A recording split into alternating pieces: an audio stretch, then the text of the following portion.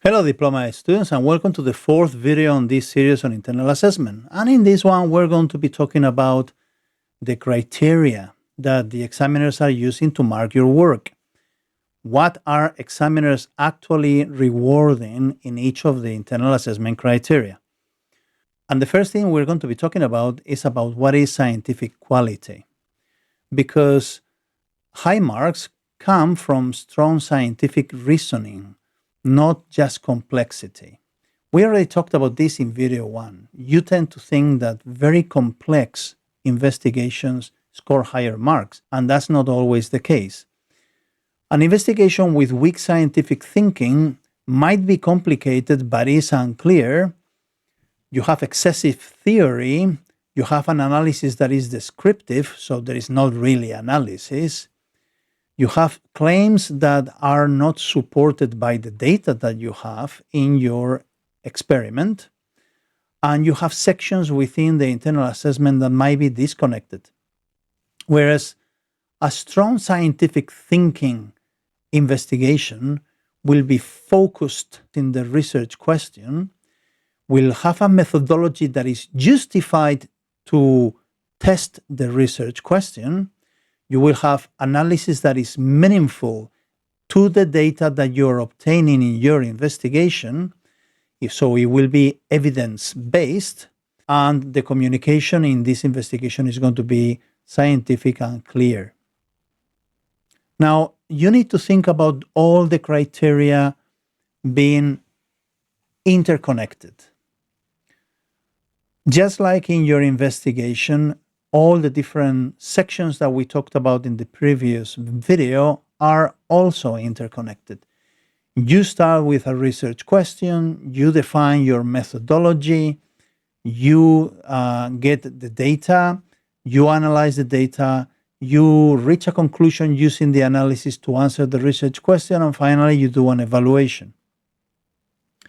If you have a weak section, this normally affects the rest of the sections that you have in the investigation. And in the criteria happens exactly the same. If you are not strong in one criteria, it will have a domino effect on the rest of the criteria because they are interconnected.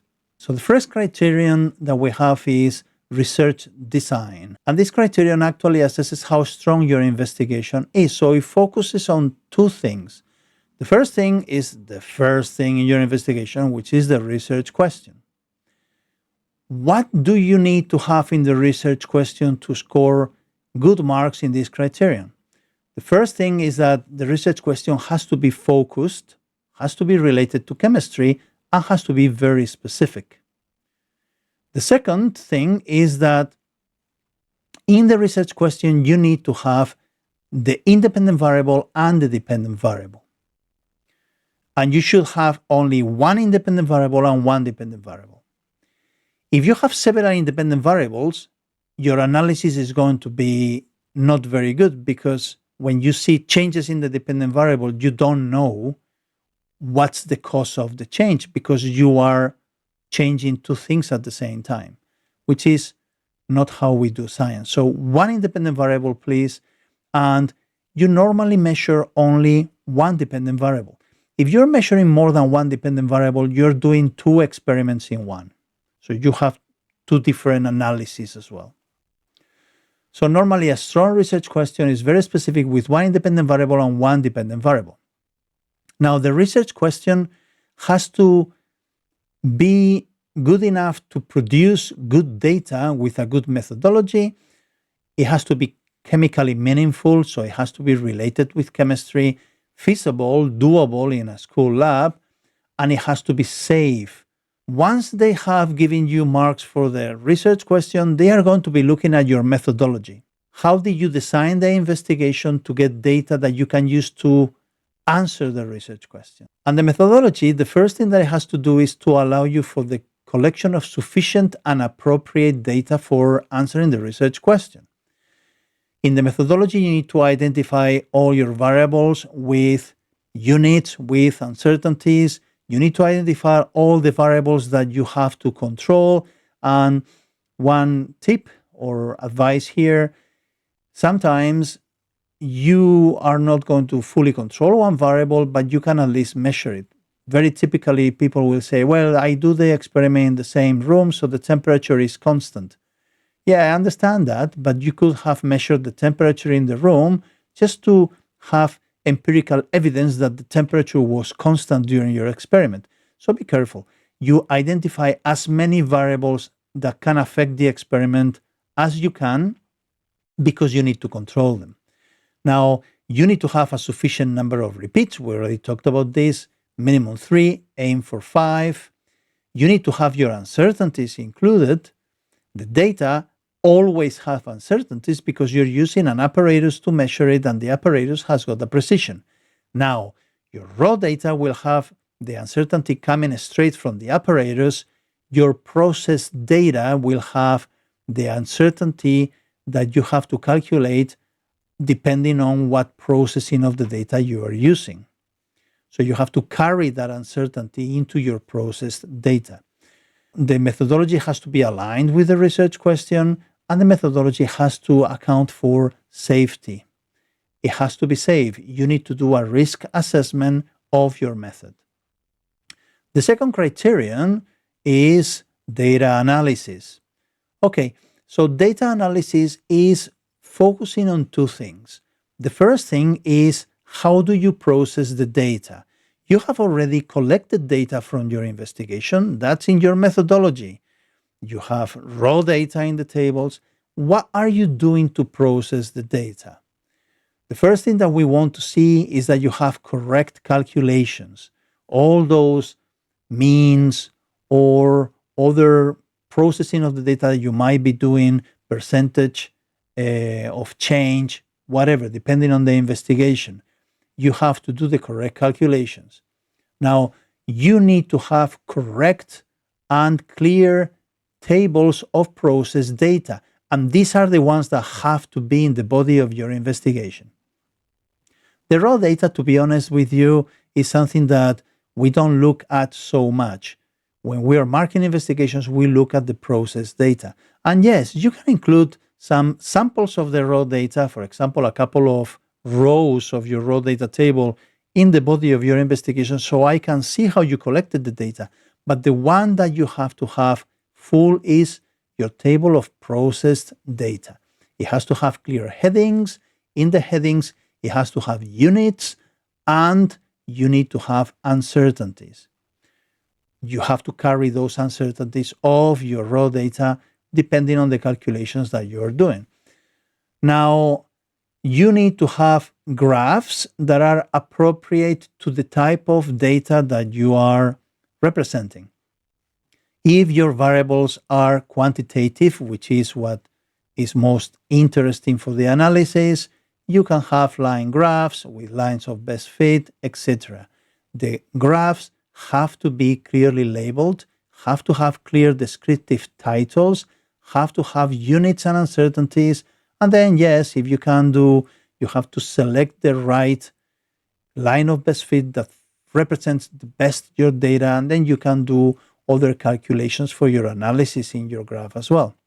Maybe you want to put error bars as well in your data points. And then after you have your processed data, you are going to work on the analysis, which is basically a scientific interpretation of your data. And you need to identify trends and patterns. This is difficult to do it from a table of results, especially if the table is very, very long. So we are expecting you to produce a graph and interpret the graph so you can identify the trends and the patterns there. So you need to identify relationships between your variables. You will have to calculate coefficients of correlation and coefficients of determination, or whatever you have to calculate depending on your data. You will have to link the data and these relationships to the theory that you talked about in the background information.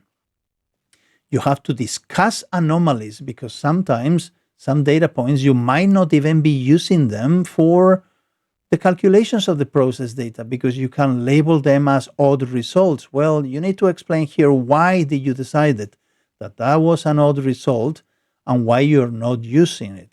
Why is it an anomaly? And you're finally going to be using that analysis for the conclusion that has to be supported by the evidence that you have in the investigation. After you will do an evaluation of the reliability of the data. There is nothing more sad than marking an investigation where the candidate is writing a conclusion that is not based on the data that you have obtained in your investigation. All right, the next criterion is the conclusion.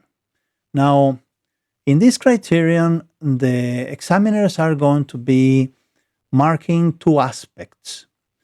You are going to be marking the evidence that you have from your data and the judgment that is based on science, the candidate's judgment of that data. And the evidence has to come from data that has been properly processed and sufficient. It has to be a data that identifies trends. You have quantitative evidence included in the conclusion. Anomalies have to be considered, uncertainties have to be acknowledged, and it has to be supported by your data, as we said before. And then the examiners in the conclusion are going to be assessing your scientific judgment. So, does the conclusion answer the research question? Be very specific here. Normally, the best policy in a conclusion is to start with your research question and repeat it there, and then tell me how the data can be used to answer the research question. It has to be linked to the theory that you have been talking about before in the background information, and it has to be justified scientifically. Now, you have to clearly explain the relationships that you have found in your analysis. You need to avoid exaggerating certainty, because if you think about it, your experiment is quite limited. You're talking about maybe doing 3 repeats, maybe 5. That's not enough to be very certain of anything. But yet, you're going to use that data for your conclusion. Just be careful. It's not maximum certainty. And finally, it has to be consistent with your data. It has to be consistent with the evidence that you have obtained experimentally. Finally, the last assessment criteria is evaluation. And for the evaluation, you are going to be judging 2 things. One is the limitations, and one thing is the improvements. Now, you need to be able to identify significant limitations. Probably many of them, if it's an experimental essay, are going to come from the methodology. You need to also not only identify the limitation, but you need to explain to me how that limitation impacts your results. This is the most important thing, because it's not just a list of limitations. You identify a limitation, you tell me how it affects your data, the reliability of your data. And finally, you need to discuss those uncertainties coming from the apparatus and the errors that have been discussed in the analysis. You need to link your values or to compare them with values coming from other investigations if you have that data. And you need to support the evaluation with evidence from your data. Now, in terms of improvements, they have to be realistic and they have to be specific. They have to be directly linked to the limitations that you have identified. You have to scientifically justify the improvement, and the improvements have to contribute to the data quality. So if you were doing this improvement, how would your data be better? They have to be feasible for a school lab, and they have to be specific to the reliability or validity of the improvements. Now, a good policy, as I said before, is some candidates, what they do, some students, what they do is they write down as a table. where in the table you identify the limitation, next you tell me how the limitation impacts your data, and finally, for that limitation, you suggest an improvement. All the 4 assessment criteria assess how strong your scientific investigation is, and they are all interconnected together. If you don't have a very good mark in the research design, you're likely not to have a very good mark in the data analysis, conclusion, and evaluation as well. And that's it for this video. Next video, we will be talking about some examples of good internal assessments and other internal assessments that are not so good. I'll see you there in Diploma Edge.